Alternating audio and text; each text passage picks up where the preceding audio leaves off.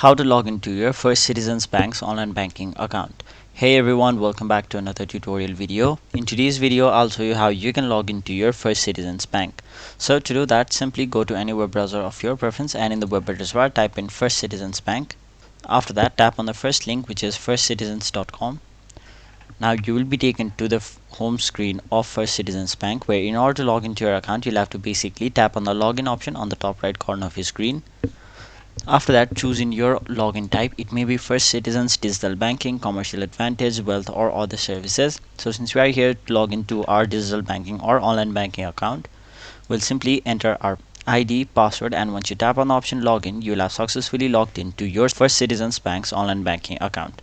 But in any case, if you forgot your ID or your password, you can simply reset them by tapping the option forgot ID or password. And if it is your first time logging in, you can simply tap on the first time login and it'll help you logging in for your first time. So that was basically how you log into your First Citizens Bank's online banking account.